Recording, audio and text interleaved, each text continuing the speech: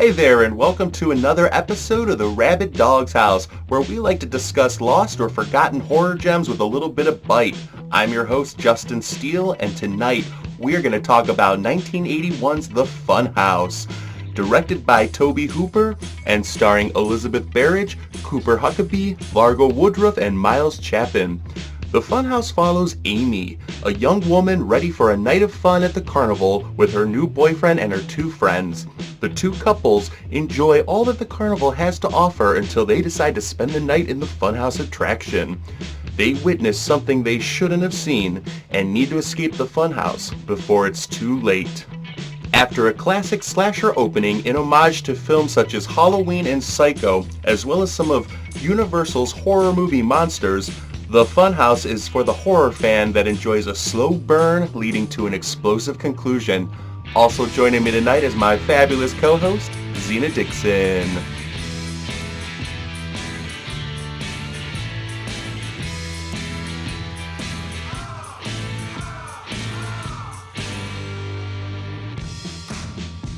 And thanks again, everybody, for joining us for another episode of the Rabid Dog's House. Thank you, Zena Dixon, the real queen of horror, for joining us tonight. How you doing tonight, Zena?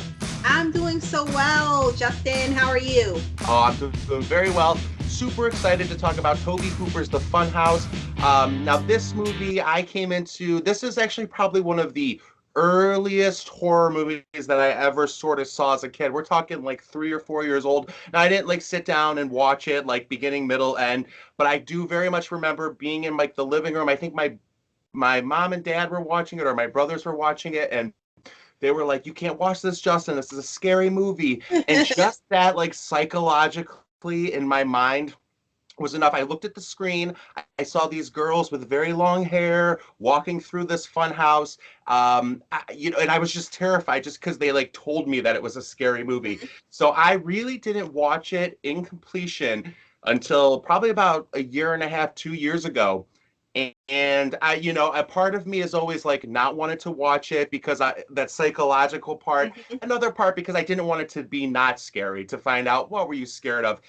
And honestly, I loved it. It lived up to everything I like. I mean, I wasn't like sitting there terrified watching it, but like I love its sort of slow burn atmosphere. It opens with this very clear homage to Halloween and Yes. Psycho, but also like Tobe Hooper's love of these Universal monsters, which he was able to use because it's a Universal movie. So right away, you're kind of like set into this atmosphere. But I really love the sort of just them walking around the carnival and going to the fortune teller, the sort of Barker, the baby in the bottle. It's just sort of the feeling that you are with friends kind of walking around, but there's some sort of like mystery in the air. So I really felt that. And then, and it is a slow burn, so people going in watching it, I think, should know that. Like, it starts off with your typical, like, it's very clearly Tobe Hooper being like, okay, I know what's expected of me, so I'm going to show you this homage to Halloween and Psycho right off the bat, but it's almost sort of like a trick, like a carnival sort of trick, because Absolutely. he's like, but now we're going to kind of do my take on it. And I think he really does a great job, because I think then the conclusion, it all comes together. You kind of feel for these kids. I mean, there's not like an overabundance of character development, but enough that you feel for them. And so I was pleasantly surprised with it, and it's definitely become one of my favorite horror movies now. But Zena, how did you first come into it? What are your overall thoughts about the Funhouse? So it's kind of similar to what you just said. So I remember seeing it long time ago, like when I was a little kid, but I only remember bits and pieces. Never watched it during like my childhood, not even teenage years, not when I was in college. And then I watched it actually a couple of years ago, and it was just kind of like something new. Even though, sometimes you'll remember like certain scenes here and there and certain Yeah. characters and just situations that happened. But whoa, it's like, okay, so this movie, 1981, so this was around the time when it was that booming slasher era. But it's I feel like it's kind of different from the other ones because it's not really like a slasher who done it. We already know. you Yeah. know? And it has like that setup where you have these kids, they're doing something that they shouldn't be doing, but at the same time, like what you said, you feel for them. And this is like genuinely a chilling movie. I love the fact that you even said this, that I love seeing them at the carnival. I love seeing them walk around. They're surrounded by people. But who knows who actually works there? You know Yeah. what I mean? Like what they're really up to. Plus, Madam Zena, that was like the first time I ever heard someone had my like with my name, except for my grandma. I mean, she rests in peace. But and before, like, this was obviously before Xena the warrior princess, and plus she spells it wrong, but you know what I mean, like someone who spelled it the same way. This was like the first time I came across something like that, and I just thought that she was the coolest until she wasn't. Right. But you no, know it is she's super cool. Yeah, but no, so I don't know, like I really like this one. I feel like it's forgotten often, which is Yes. so bizarre because it's in that same era and it has that chilling, you know, fall type of feeling. Like this is the perfect movie to watch around Halloween. Absolutely. So it's just weird that not a lot of people talk about it. And, and I have to admit, I'm one of those people. But, rewatching it, like, I just felt like, you have like a fresh pair of lenses on and it's just like, whoa. And then on top of that, the score throughout Yeah. oh my gosh. Like there's so many layers. And also, no, with the characters, they're not really introducing us to some characters that are new. But even with the leading girl, what I find funny is that she's not trying to they're not really trying to display her as an angel. You know what I mean? Correct. Yeah. There's certain things that she did and well, that she's done throughout the film, and it's just kind of like, whoa, it actually fits, it works, it's real. It's not like, oh, I don't know, I don't want to. Right. No, like she was smoking weed. I'm not saying I approve any of this stuff. She was For smoking sure. For weed, sure. lying to her parents, ready to mess around, rip her top off. Just there was just so many things. So No, I agree completely. Amy was like, because she was real. People aren't just like, oh, I'm perfect in every way, or oh, I'm just the bad girl. right. Like, there's shades, there's three dimensions. I also really, really loved Liz. Liz is actually my favorite Mm-hmm. character. I felt that the first time I watched it and then rewatching it in prep for this episode, um, because she is sort of like she's cast into the sort of like bad girl Mm-hmm. role, but she's not a bad girl. She's like she just wants to have fun, but not in like a scream for help. I just want to party and travel Right. kind of way. Like for real, like just like I'm a teen. She knows she's 17 years old. She Mm-hmm. knows like, hey, this is what I want to do, but also like not going to stand up to some guy who she caught peeking in a hole. She's not going to just take it from Right. him. And she's also very smart. She Mm-hmm. remembered, and from here on out, kids, spoilers, she remembered, when she fell down into that trap Mm-hmm. door, which I love that sequence. And she's down there, she remembers, like, she's using her intelligence to, like, tell this guy, like, oh, I know what you like. Just don't hurt me. Da, da, da. Right. But she's also getting ready to fight. She's a fighter. I don't Or know. There's yeah. just all the characters, they're all cast to seem like they would be a certain type, but they each have a different little bit of shading to them, Mm-hmm. a little bit of culture. But yeah, this is one of the more forgotten Tobe Hooper movies, and probably because he's had such big Right. hits. We've got Texas Chainsaw Massacre, Salem's Lot, Mm-hmm. Poltergeist, and I love one of my favorites. It's such a hit or miss movie, but Texas Chainsaw Massacre 2. I love Yes. that movie. Like, that's another one too. I was Mm-hmm. probably like 8 when I saw it. I was at a friend's house. Her older brother was watching it, and I'm like, I was sitting down there waiting. We were going to the circus, but for some reason, I was downstairs watching this movie, and I'm like, what am I watching right now? And so, I mean, I love those movies. I know that you're a big fan of Mortuary. I know you've talked You to that a couple of times. remembered. Yeah, yeah. And so Tobe Hooper's The Funhouse definitely gets lost in there, and Mm-hmm. because it's so quiet. I Right. think it's because it's that slow burn. Like it's got the same sort of. It has more of a budget than Texas Chainsaw did, but it still feels like that low budget sort of quality. So and I think it's just such a quiet movie, but incredibly, incredibly entertaining. Mm-hmm. Even though it's not such in such an obvious way. Yeah. And it's funny because it's just, I feel like what's crazy, there's a lot of Tobe Hooper movies that people seem to just forget, you know. Mortuary, I understand why sometimes with some people, because it was like a made for TV sci-fi type of movie, even though I love it. I understand why while some people they're not like the biggest fans. But this was around the time, because he did, was it before or after he put out, he had like Salem's Lot and Eaten Alive. Even with Eaten Right, Alive, people right. don't really, talk about that one, but he also did, which I meant to tell you this when we were talking about this episode previously, that we were going to record this movie. There's this movie that he did. There's another one. It's like a made for TV horror thriller. And I do not remember, I'll probably butcher her name anyway, but the woman who's in it, she was also in The Sleepwalkers and from the 90s. Madchen Amick? Yes, yes, Madchen Amick. Yes, yes. yes, her. And I really like her a lot. Oh, I And love her. Yeah. she's in this movie called I'm Dangerous Tonight. And it came out like in 1990. I think you'll like it. It's basically this girl, she finds like this I want to say it's like a cloak or like this type of like material, this fabric, and she makes a dress out of it. And the dress is cursed. So Okay. whoever wears it, they have like this like evil type of influence around people. And like the setup is she's very shy, and but when she puts that dress on, but I don't know, it was a pretty cool movie, and people didn't talk about it, but it's fine. But it what brings me back to that is I love when I watch like one of Tobe Hooper's movies. Things aren't always as they seem. Yeah. So kind of like what you were saying earlier, it was like I really did, because again, when I watched it couple of years ago, I really didn't know where it was going from the opening scene. It was just kind of like, okay, well, perhaps it's going to be similar to Halloween since they're showing us here and there. It has like the element from Psycho. But then it was just kind of like we're introduced to these kids, and it's like, yeah, they're smoking in the car, and then you see this guy with the glasses, and he's not that typical nerd. You know what I Yeah. mean? Like he's just freely speaking his mind. He was kind of a jerk, Yeah.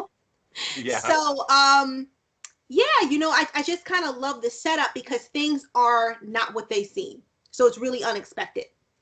Absolutely. Yeah, first I want to say I love Metronomic. Sleepwalkers is one of my like favorites. I remember I watched that on a Friday night. The first time I saw it, it was like I was probably like 14 or 15. It was just like Friday nights here, the weekend. It was a great movie. Because I mean, my favorite, I love her from Twin Peaks is Hmm. Metronomic and Piper Laurie were like the two main reasons why I was like, okay, I'll give Twin Peaks a chance. And so I love her. But yeah, I'll have to check that movie out. But yeah, the Funhouse definitely has that. It plays those tricks on you. Even Hmm. though my friend John, I showed it to him his first time seeing it, and right away he was kind of like, "Oh, that's like Halloween with the eye, the little eyes." And yeah, it's almost like a shot for shot remake of Right. Psycho. And then but it is sort of like what they would do at a carnival, sort of like Hmm. play those tricks on you. One of my favorite TV series of all time that got cut off too soon was Carnival. It was an HBO series. It had a great mythology, some definite terrifying moments, but it also, some of my favorite moments were that it gave you sort of this insight into the lives of the people that would work these sort of nomadic lifestyle and traveling here, going here. Now, I don't know if have you read the novelization, The Funhouse? No, I didn't even know there was one. Oh, well then here's some because I wanted to kind of reference this. Now the novel was actually written while they were making the movie, but the movie took longer, so the novel came out first. It was actually written by Dean Koontz. Now he put a pseudonym on him. I think it says it's like Owen West or Hmm. something like that, but it was written by Dean Koontz. Now it has the same broad strokes of the movie, but a lot more character stuff. Like see, one of my favorite things, and I think this is one of those things that sort of like is residual from the movie, but the mom in the Funhouse, if you notice, she's kind of like mean. She's kind Hmm. of like a little like withdrawn from the Yeah. kids. Like I remember thinking there's something there. Well, in the novel, the mom, it starts like in the 50s. The mom was like ran away from her religious mother to go join the carnival and actually was hooked up with the Barker. And then like she found out the Barker wanted to have this like demon. It was more of a cross between like Rosemary's Baby, The Exorcist, and a slasher movie where he Mhm. wanted to like have a demon spawn with her. She ended up killing it, but then she had her daughter Amy and her son Joey, and so the Barker, I guess in the novel, is like coming through trying to like find them because he said he would take revenge on the kids, but it gets way more intense and grotesque and all this stuff. But it's just Yeah. interesting how they could be like such two different things. Whereas what we're left with, and I'm glad we are for Tobe Hooper's version, it is a more simple approach, but overall, you do still have the sort of like the curiosity to see Mhm. who these people are, why, the mystery, because the mystery is like you're kind of hearing the backstory that there was a murder of these two little girls, and this, carnival is coming through that might be associated. But I also could imagine being like 17 years old, going with my friends to a carnival, Right. and somebody like throwing that dare out there. And, I definitely wouldn't now, especially after seeing the Funhouse. But at 17 Yeah. years old, that's kind of leading back to what you were saying about Amy.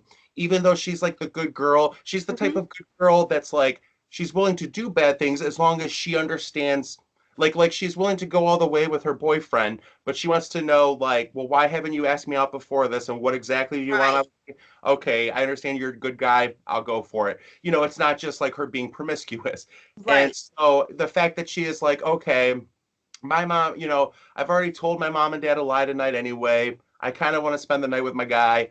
Let's go to this fun house. But you're right about Richie too. I also want to say, Yeah. sorry, I want to say Richie. like five things to what you said. No, no, But no. Richie too. Well, Richie too, you're so right. The fact of like nobody is all bad or all good in this Mhm. movie, but it also doesn't take the like it doesn't try and make you feel overly sympathetic for the sort Right. of monster guy, or the Barker. But at the same time, it's still realistic. They still have Mhm. genuine motivations. He's like, you stole my money, kids. I'm coming after you.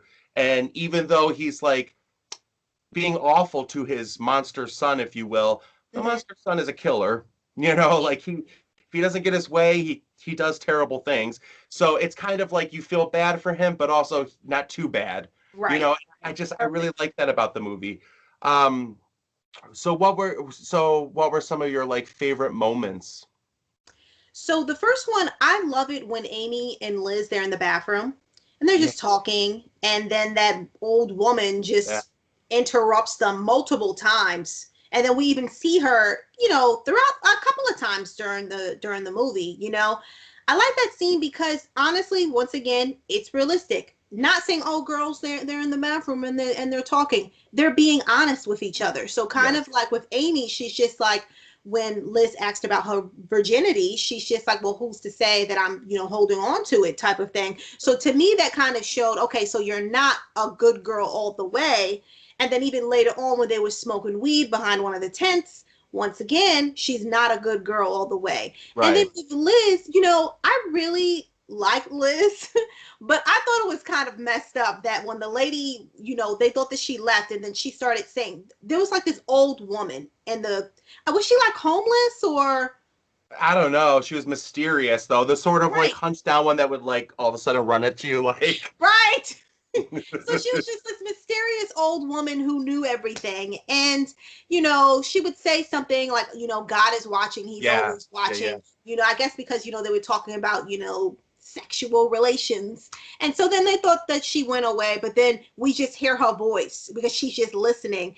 And Liz just walks off and she leaves Amy in the bathroom, And even though it was just for a second, it's like that's kind of messed up. You could have been like, hey, come on, let's Right, go. for sure, for sure. But no, that to me is one of my favorite scenes, along with when things just start to go sour. Um, Yeah. I'm gonna sound kind of like a pervert, but it's not because of that. I love the scene between Madame Zena and the monster son. You Oh, it's know, a great. um, No, it is though. it's because that's when things just you like you said, if he doesn't get his way, that's what it is. It's not because he's not killing because he's a monster. It's Right, because right. he's spoiled or he feels some type of like Entitlement. right entitlement or whatever. And it's just like, okay, but she doesn't owe you anything. I Yeah. mean, you paid for this.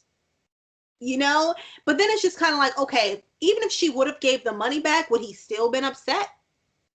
You Right. know, and that's what I see. It was just like a disastrous moment.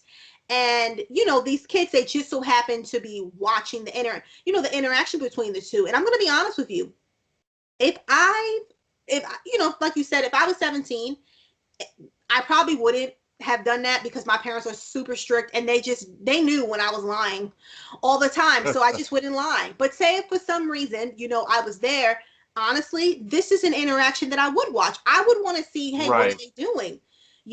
And the timing was just so bad for those teens because they weren't looking for that. Like you said, they just kind of wanted to spend the night because it seemed like it would be cool, wanted to mess around. That's really it, you Yeah. know? So I really like the scene as well. So what I, about you? Sylvia Miles in the movie is fantastic.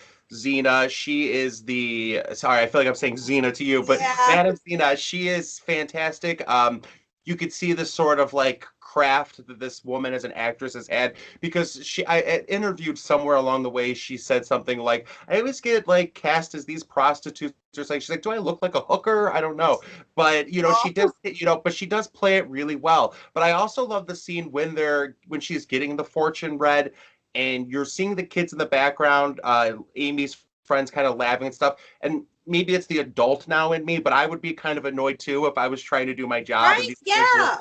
laughing. So I love when she kind of goes off on them and she's like, I'll break every effing bone in your body. I was like, ooh, it's intense. And then to Hmm. see her later, you kind of know that she's like a no nonsense lady. Hmm. She made a deal. The deal didn't work out for you, buddy. So I'm going to go, but I did my part.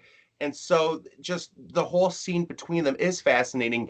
And it does sort of conjure up within us that voyeuristic nature, kind of we want to look. We want to look Right. through the floorboards too to see what's going on in somebody's lives.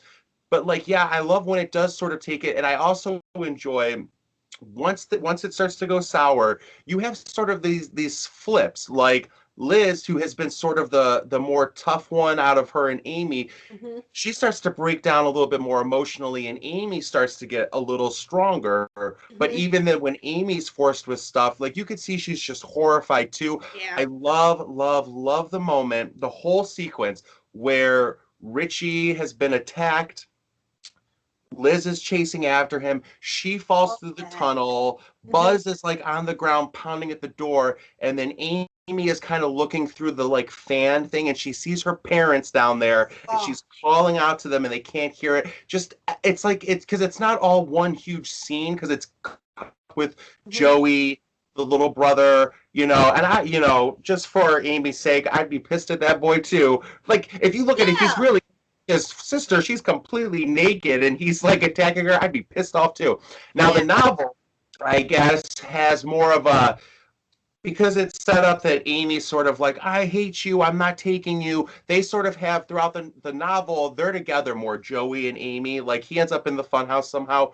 And so that's kind of paid off. Whereas the movie, you never really get the Hmm. payoff because the brother becomes almost catatonic as he's like Hmm. watching up there. He can't speak, and I believe it. I'd be like he looks terrified. I have a Right. feeling Tobe Cooper and them all got together when he gets attacked by the monster, and then he's running, and then that guy grabs him. That little boy looked terrified.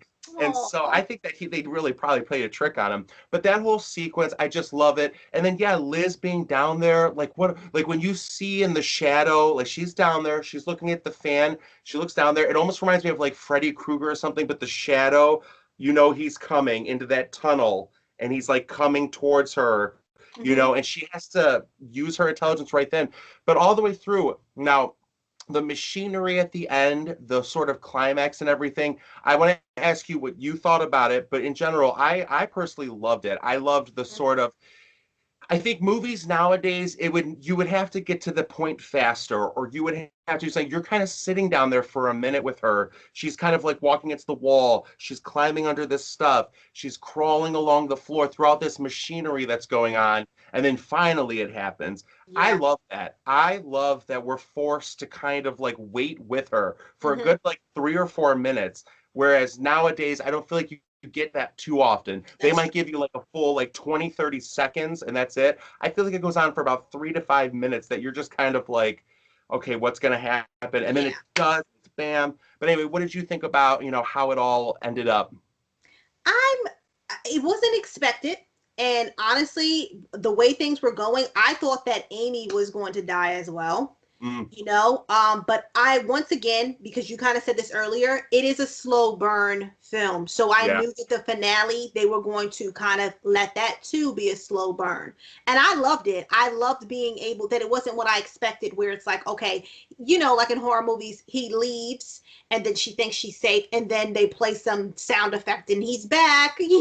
you're So right, like you right, said, we have to watch, anticipating, just like Amy.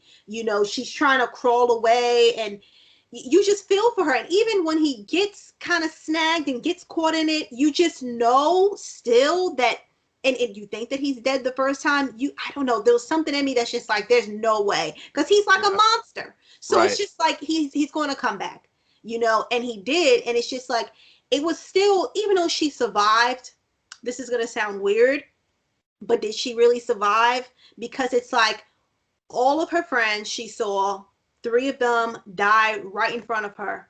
And her father even warned her earlier. Then I'm not going to lie, not only will this forever be on her, but also with her little brother. Yeah, Because even though, no, he couldn't say anything, he was that traumatized. But you know how he's probably going to feel that way when he gets older, because I don't think that she had a normal life after that. You know what I mean? There's no way, like, they were probably like, what, juniors or seniors, and it's just like, at this point, I don't even think that college that happened for her, within the like right, few right. years, whatever. So with the brother, he'll probably even be taking it hard. With the father, he's probably going to be stricter as ever. And then the mom, she's probably even bitter. It's just like this sad cycle. Then on top of that, how are they going to explain that to their parent, or how is she going to explain that to the other kids' parents? So that means that they're going to hate her because Yeah. she survived, and then she's going to hate herself. And I know it's kind of like, oh, but these characters aren't real, but this is what's happening is, that went on through my mind, because she survived, but did she? you know I think, yeah. Well, I think that speaks to how engaging these characters are. right. That you want to like know. But it's very thematic to Tobe Hooper. I'd say Amy is up there in the ranks of the fates of Sally from Texas Chainsaw Massacre, Yes. Stretch from Texas Chainsaw Massacre 2, and Amy, where these girls are like put through the ringer. You're right. Mhm. She watched her friends die and in horrible ways. Like I love too this like before she goes down into the basement, if you will, of the funhouse, and right after Buzz attacks the monster versus Buzz, when she sees Buzz's fate, you can see there's like the way it's filmed, her mind cracked. She's looking at like all these things, but it's, in my opinion, piggybacking onto what you were saying, foreshadowing her ultimate fate because she would look at all these bizarre sort of objects in the funhouse as the scene's going on, as she's like kind of starting to run, but she kept seeing the monster, like flashes of him pop Yeah. up, and I'm pretty sure that's going to be with her for a while. I Um, and also, I do want to talk about the monster itself. I have mixed feelings about it because I think in some ways it was creepier when he had the Frankenstein mask on. Like the whole scene between him and Sylvia Miles was very effective because of that Frankenstein mask. I Right. almost feel like it looks fake, the Mhm. sort of monster makeup, like they went too far with it. I feel like either they should have kept the hair short and kept the face, or hair long and a slightly more normal face. Right. I Right. feel like too much for both. But overall, in the end, I still find it's as far as it's the one thing that takes me out of it, but not so out of it that I can't still enjoy Mhm. the experience. But what do you think overall of like the fun house? Not the movie, but the actual fun house itself. Like I would love to go. I used to love going on rides like that, and I Yes. feel like clearly they had a lot of fun setting it Mhm. up. Because even though it walks that great line of being super cheesy but also kind of creepy effective, in my opinion. But what do you think about the monster and the funhouse itself? So with the monster, to be honest with you, I agree with you. I kind of felt like with his Frankenstein mask on, it was way more effective because he just looked out of place. It's just like, Yeah, why is he wearing that? Unless he's hiding yeah, something. But it worked. He even had, people kind of like just looking at him. You know what I mean? I've noticed like some of like extras cast and stuff like that, because it was odd, but I guess they just thought, okay, well, this is just how it is. And that's so strange too, because even with his voice, he can't really talk. He can't Yeah. really, communicate he can communicate through grunting, but and then his scream is just kind of like, it was just like a lot. Like, it kind of reminded me of, except for like his head was very wide, but it Yeah. reminded me of Castle Freak, in a way, like with the hair and like the texture of his skin. So that was kind of creepy. Like, how does that happen? Like, okay, well, again, I know it's a movie, but so I'm thinking about that. But right, so you would think that the father would want to, like, I don't know, get him speech therapy, or I don't know, something. But okay, then with the actual Fun House, oh my gosh, I was so jealous when I was watching it, because I've loved going to those types of rides, like those Yeah. type of, events, but I've never been to one that was just like, whoa, this is so cool. This is so creepy. I only see it on TV. So this one, I would love to experience something like that, because it actually looked creepy with that big giant eye, like eyeball on the wall Yeah, blinking that and was stuff. awesome. Right? I don't know. Like, it seemed like it would have been like a good time. Then once again, it's just like, it just has that Halloween feel. You want to be Yeah. spooked out.